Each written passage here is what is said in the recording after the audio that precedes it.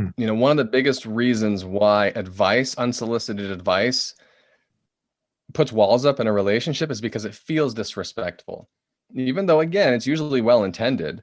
But generally the message we send when we just jump in with advice is, I can fix this. Like, you clearly can't figure it out, but I know the solution. Let me just tell you how to fix it so we can move on with our lives.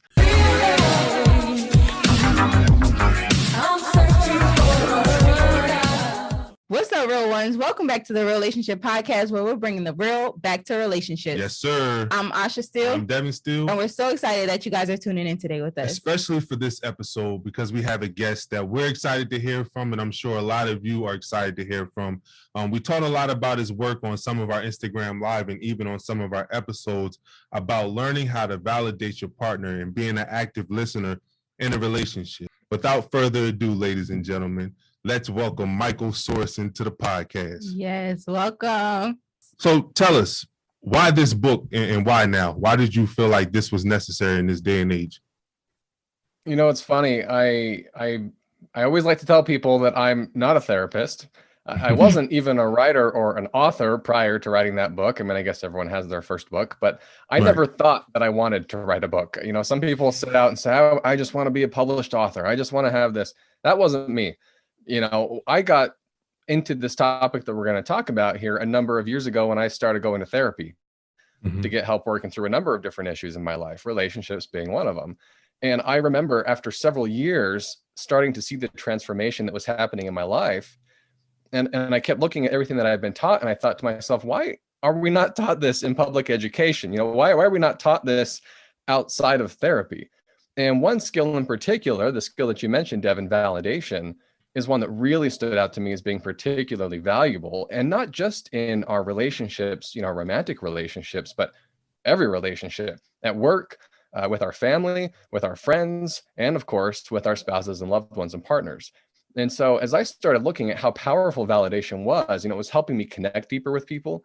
It was helping me resolve arguments. It was almost like a superpower. You might remember in the book, I kind of joke about that. Yep. I'm like, what?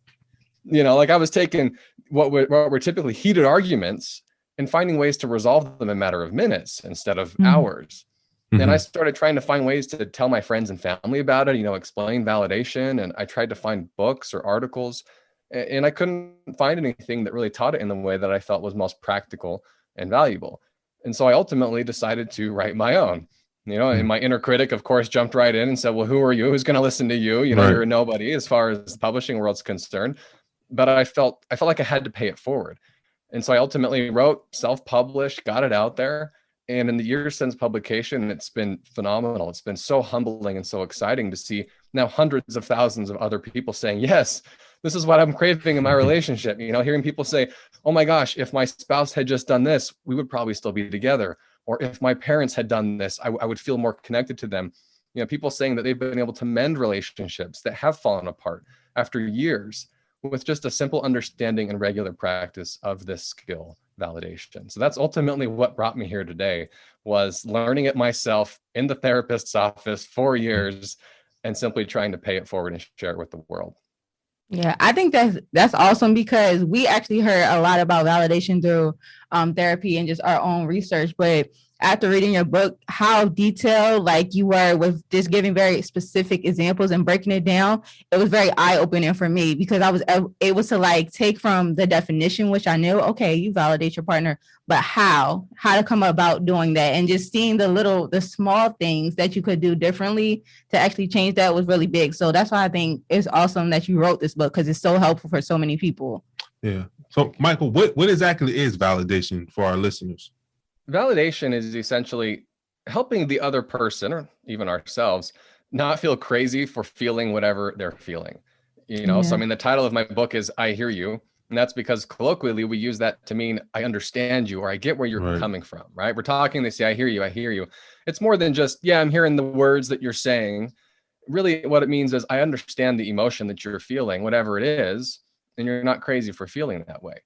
You know, and so a lot of times people will come, you know, or for you listeners, you can, I'm sure, think of a time when you've gone to someone and you're upset and you're venting and you're complaining and such and so's an idiot. I can't believe he did that, blah, blah, blah, blah, blah. And the other person tries to fix it. or they say, oh, don't worry about it. It's not that big of a deal. I'm sure they didn't mean to offend you. And how does that feel? Right? You're like, no, like you almost start arguing why you should be angry at the person. You're like, no, you don't get it. You keep going. And when we try to fix people's problems, more often than not, it makes it worse. And that's because they're not often looking for a solution. They're looking for validation. They're looking for that simple feeling of, okay, I understand why you're upset. Yeah, that would tick me off too. Okay, that simple response is validating. And maybe we can talk more here in the interview in a moment about how you can still get in if you disagree with the person, or if you want to give them feedback, there are ways to do that. But first and foremost, what people want is to feel heard. They want to feel understood. And validation is one of the best ways to offer that. Yeah, it really opened up my eyes because, like Asha said, we learned about validation when we were going through marriage counseling, but it didn't really hit the way that your book did when you broke it down. Because, like, as a competitor, former athlete, I like to compete. I like to win, right? So if me and my wife get into a disagreement, I'm trying to win the argument, right? So it's like during her time of talking, I'm not listening, I'm strategizing. Oh, yeah. It's like, okay, I heard what she just said. I'm going to block out everything else, but I'm going to come back with this and I'm going to win. And it wasn't really working with me. But when I read in your book that validation means you're just trying to seek what the person is feeling, and you don't necessarily have to agree with it, but you have to practice empathy, which you talked about a lot in this book, which we're going to talk about later in the podcast. But you have to let them know that I understand where you're coming from. Because there are three truths. There's one truth when it's in a relationship, and there's the other truth, and what lies in the middle.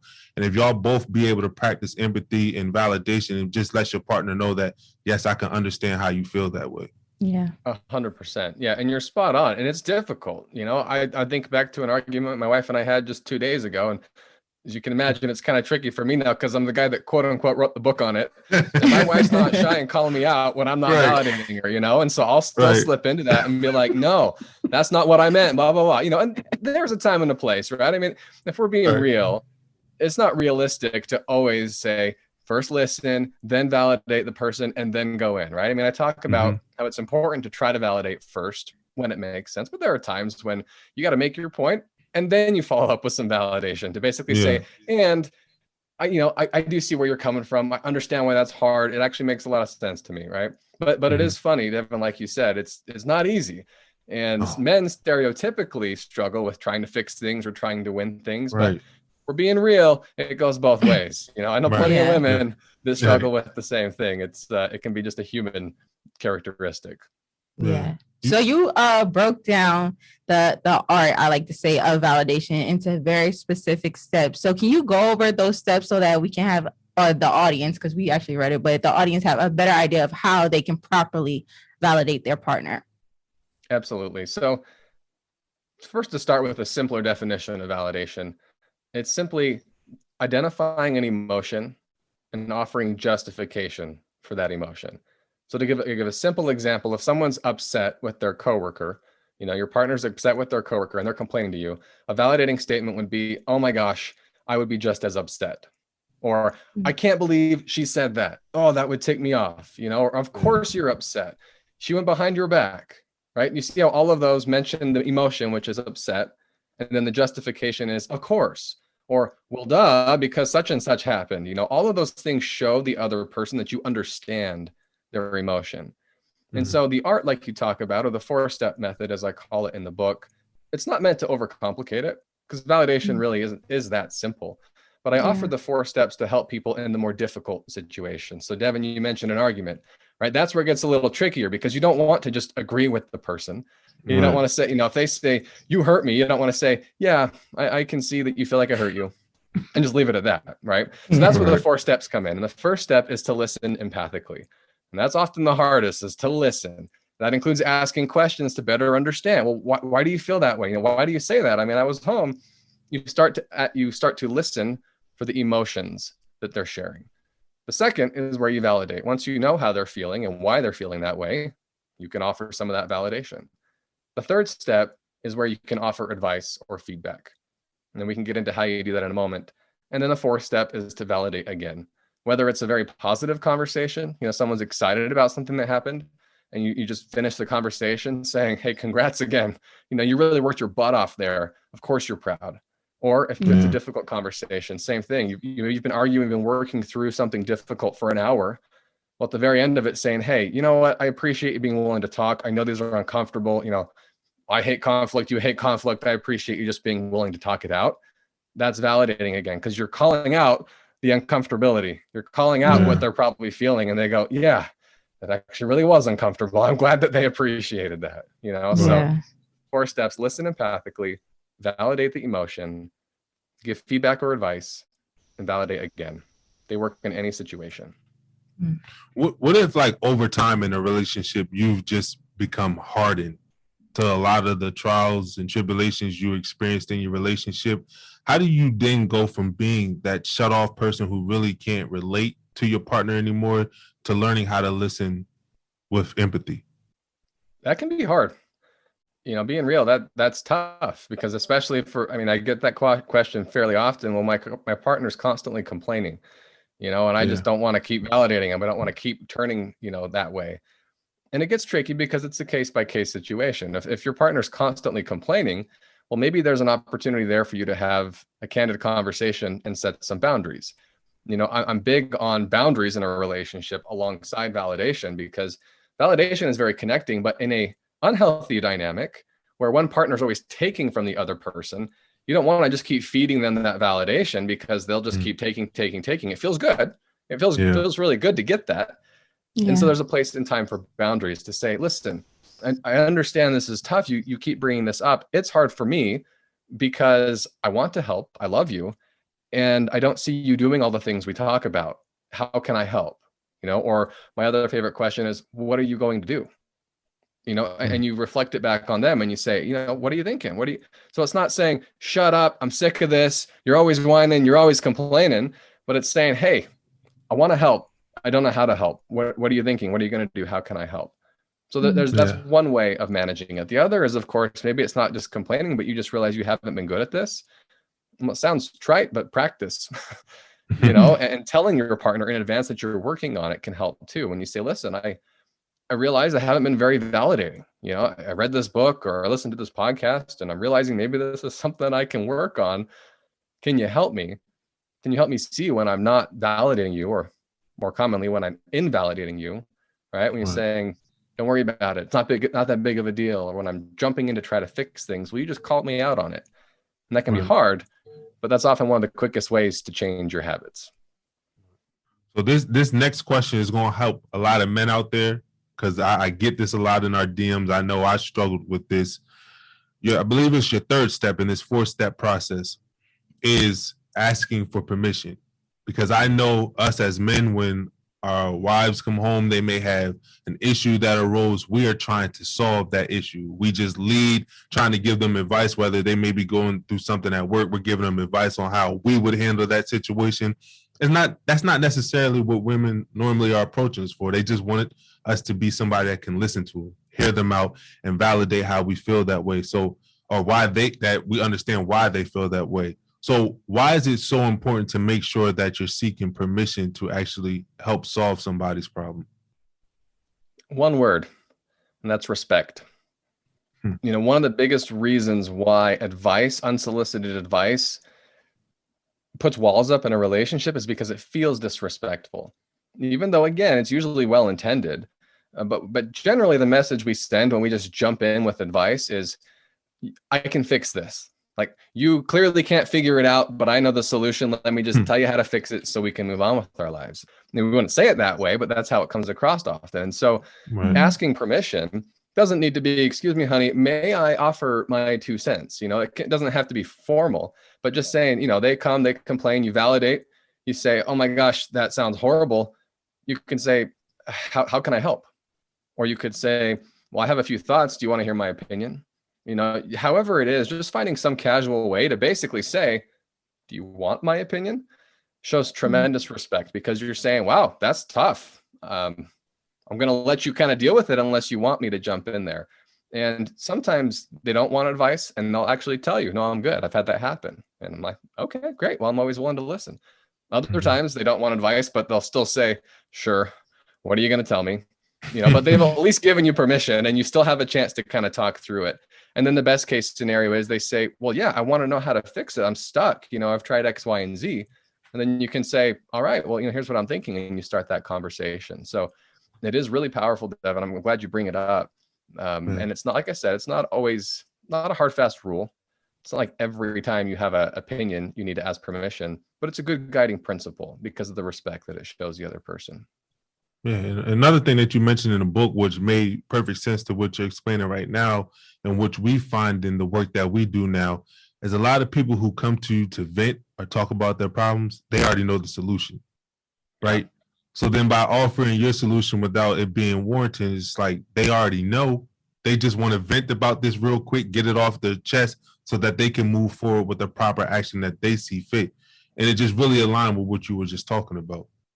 Absolutely. I mean, you might remember, I think I shared this story in the book, but early on when I was learning about validation, I got a call from my brother, and he was really struggling with something that I had a personal experience with as well. So as he's talking and he's venting and he's complaining, I kept thinking to myself, all right, listen to him, understand him. Let's offer some validation. I figure that's what he wants. And, the more I'd validate him, the more he'd talk, and he's like, yeah, exactly. And and we keep talking. Well, as he was talking, I thought, this is easy. I know how to fix this. This worked really well for me. It'll work well for him. And, I'll be the cool older brother that gave him some good advice, and away we go. But right as he finished, and right before I jumped in to give him advice, I thought, hold on, let me try this. And I did just what we're talking about. And I said, so what are you going to do? And he paused for a second and he said, well, I think I need to do X, Y, and Z, and that'll probably help me feel better and move on. And it was the exact advice I was about to give him. So it's exactly like you said, Devin. Like, he already knew. He wasn't calling me for advice in that instance. But had I not paused myself, I probably would have assumed he was, and I would have jumped in with that. But instead, it gave him a chance to say, thank you. I feel heard. I do have a solution. And that's all I needed. Away we go. And he was great after that. That's good. We already talked about how, asking for somebody's permission and validating them gets them to open up and really talk about what they're going through. But you also spoke in the book how a lot of this goes to body language, being able to read somebody's body language. I think you said exactly that as much as 70% of our communication is nonverbal, meaning it's delivered via body language, tone of voice, etc. How important is it for you to be attuned with your partner's body language and their tone of voice to understand what they're trying to communicate, even if you can't get that from the words they're using? It's so valuable. And I imagine we've all had experiences where we've talked with someone, you have the usual, hey, how you doing? And they say, good. Yes. Yes. You're not good, right? You can tell, right? And sometimes we brush it off because it's passing at work or whatnot. But I mean, that right there is an opportunity to ask them how they're doing, and just say, you don't seem that great, what's up, and sometimes they'll still, shy away and they don't want to talk about it, and that's fine. You respect their space. But a lot of times people are actually looking for permission to open up a little more. They're looking for a little bit of encouragement. And really what they're looking for is a sign that there's some emotional safety there before they open up. And so when it comes to reading body language and such, the other benefit is that it's tricky sometimes for us to put words to our emotions. So we're feeling bad, and again, you guys know in the book, I talk a bit about this, that bad isn't an emotion. It's just how we've categorized an emotion. But that could be angry, upset, embarrassed, scared, tired, stressed, any number of an emotion. But a lot of us walk around life just feeling bad. Life sucks, whatever it is. And it isn't until somebody is willing to listen and ask us a few questions and say, what's going on, man? Like, you don't seem like yourself. Or, maybe you've even seen that they are struggling with something. You have a chance to proactively validate. So they don't even have to come to you. Just the other day, I had a coworker who did a less than stellar presentation in front of a large group of people. And it was pretty obvious that it didn't go very well. And he was pretty embarrassed. And afterward, I could see it in his face, and he just said, man, like, I'm sorry. That was all he said. And I saw a chance to validate him. And I just said, that wasn't your best. He's like, no, it wasn't. I said, that's tough. You put all this effort into it. You think you're ready. You stand up in front of this crowd and they're grilling you and you're not ready. It really sucks. And he's like, yeah, man, seriously, and we were able to just kind of talk it out a little bit. I didn't give him any advice. I just said, man, I see you. Like, I hear you. Like I said, that's tough. And it was that body language that kind of teed everything up for that conversation. So I have a question. What do you say? Because I know just the idea of validating could be hard for some people to really understand the concept. So what do you say to someone who's constantly, pouring into other people, validating them, but may not be receiving that on the other end? How do they get that? Tough. I love that you ask that. There's two ways. The first is to ask for it. And I know it sounds kind of, a lot of people are averse to that when I suggest it, but it's one of the reasons why it's so important that your spouses, your family members, your friends become familiar with it.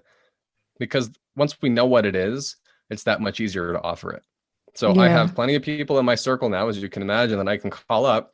And now that I know whether I'm looking for advice or validation, I can say it. So I'll call up someone and say, hey man, I just really need some validation right now. Do you have a few minutes to listen? And he goes, got it. I know what you're talking about. And we're able to, and I'm able to get that. Right. Yeah. The second way is to learn to validate ourselves. And you can do it any time of day, middle of the night, wherever you are, even if you have no one around. It's just a good habit to get into, because most of us do the opposite. Most of us invalidate ourselves. And what I mean by that is we shoot down or bury or challenge any negative emotion. So, my buddy who gave that presentation at work, in his head, he was saying, I suck. I'm horrible. I'm going to get fired. I don't know what I'm doing. Like, why didn't I work harder on that? All these messages. And he was, and inside himself, I'm sure he's saying, I shouldn't be this upset about it, but I am, all these things. That's all invalidating. You are upset. You are embarrassed. Just own it. Just feel it, and say, of course I'm embarrassed. In front of all those people, anybody would, and those types of things just help you allow yourself to feel whatever you're feeling. And the biggest message that I try to drive home with people, and this biggest message therapy drives home in a lot of people, is if you just bury your emotions, they fester. They don't go away. And they're going to come out somehow, whether it's through substance abuse or aggression or depression or whatever it is. Your body and your mind are going to find some way to deal with the crap that you're holding in there. And so if you can just learn to validate yourself and say, yeah, this is tough, or yeah, I'm scared, or yeah, I'm excited, yeah, I'm proud. I spend a lot of time talking about the negative, but the reality is validating the positive is every bit as powerful too, saying, yeah, I kicked butt. Yeah, that was awesome. I worked hard on that. That feels good. That is all validation as well. Yeah, that's so important. One of the funny things I got from this book, right, is your myths about validation. Because my wife, when I started practicing, because I read the book, I ordered the book myself. I read the book. And then it's like, when I read books, I immediately start implementing those into my life. Like, I don't just read books just to read it. I'm trying to become a better communicator. So there would be times where we would have a conversation and I'm like trying to validate it. I'm seeking the emotion that she's trying to convey to me. And then I'm like repeating back what she's saying to me. And she's like, so you're just going to keep repeating what I'm saying as if that means something. And when she said that, I thought about the myth in the book where you said validation is looked at as just repeating what somebody is saying to you. But what is it exactly? How can we, miss that obstacle that we faced when we first started trying to validate? How can other couples avoid that, where it's not like somebody's just repeating back to you what you're saying, but they're actually validating you in the correct way? Right. Yeah. And what you're referring to is taught traditionally as reflective listening. Yeah. Right. Especially a lot of business organizations will teach that. And it is kind of that. It's reflecting back what the words that the other person has said. And the idea is that you're showing them that you're hearing what they're saying, but more often than not, we don't really question whether they're understanding the words we're saying. They want to know that we're understanding the emotion they're conveying. Right. And that's the difference between validation and reflective listening. Reflective listening is kind of reflecting back the words. Validation is reflecting back the emotion. So sometimes you can validate someone without saying a word.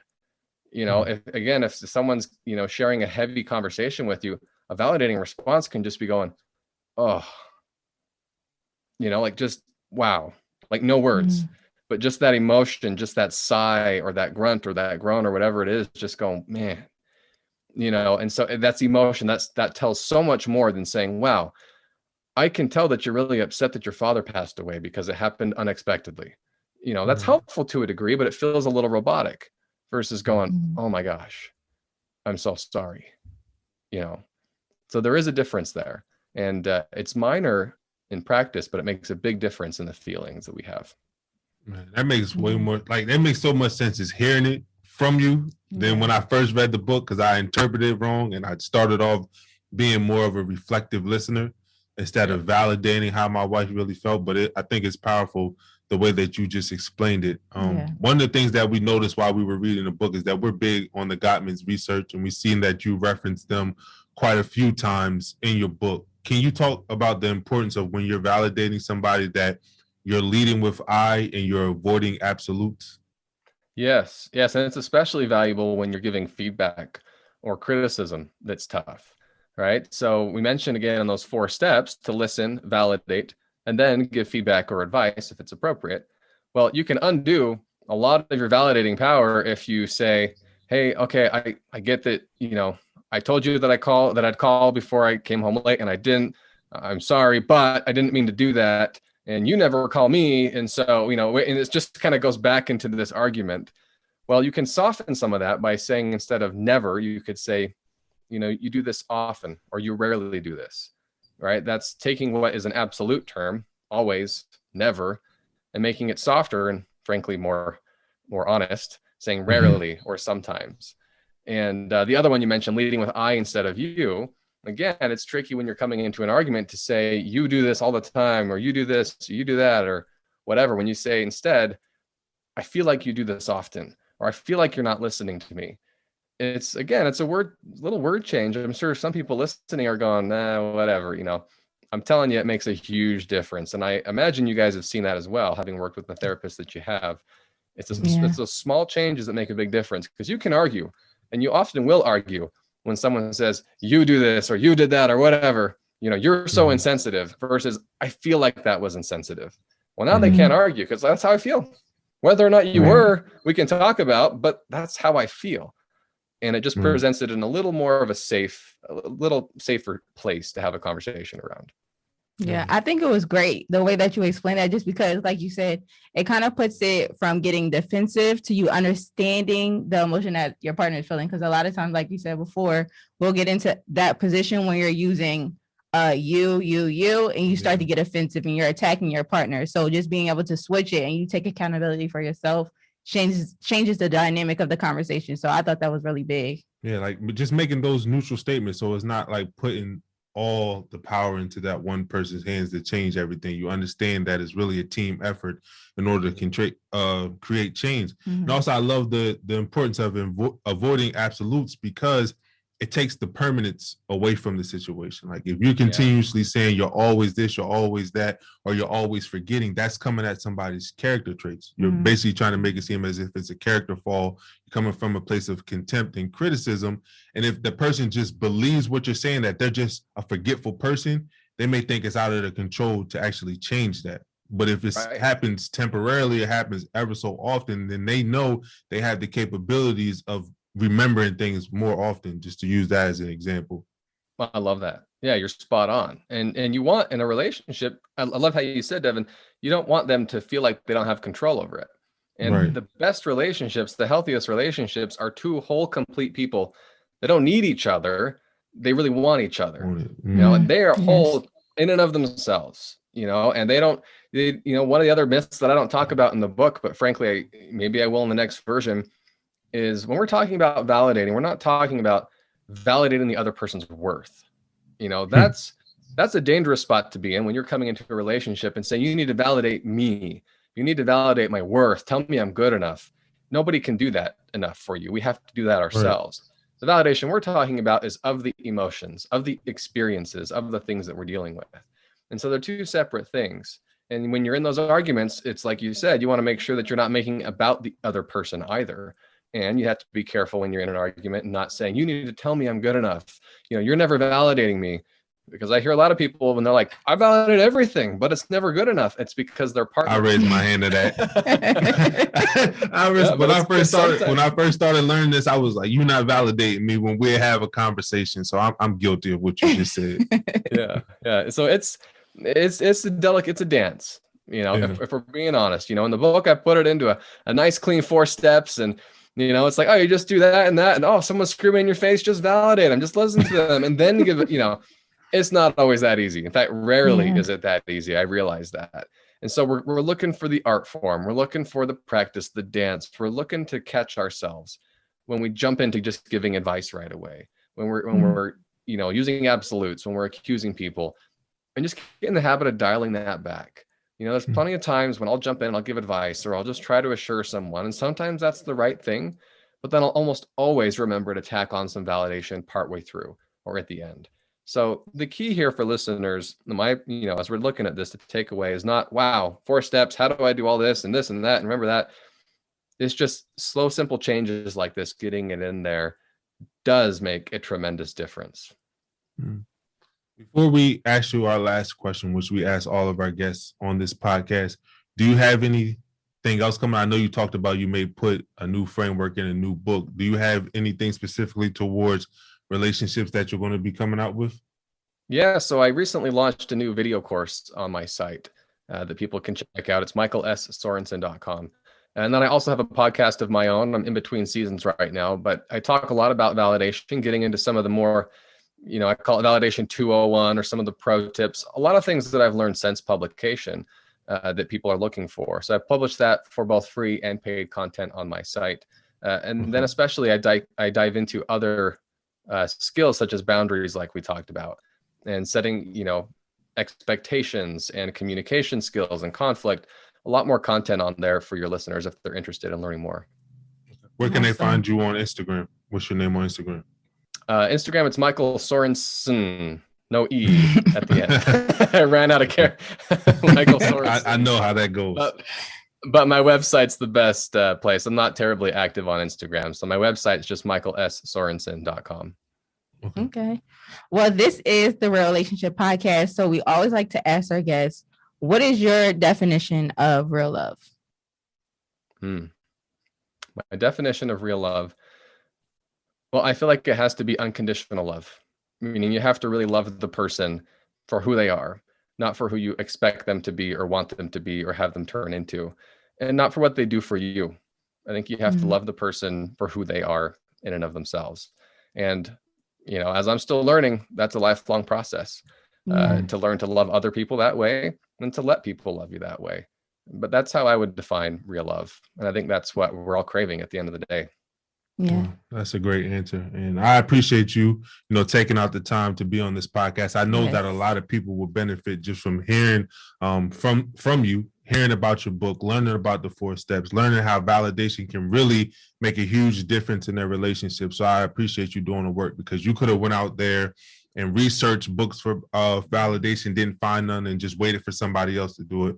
But you took the initiative to go out there and do the work, overcome fear, like you said, because you're not an author. It's the first time doing something. You did an amazing job. So we appreciate you just following the calling. Yes.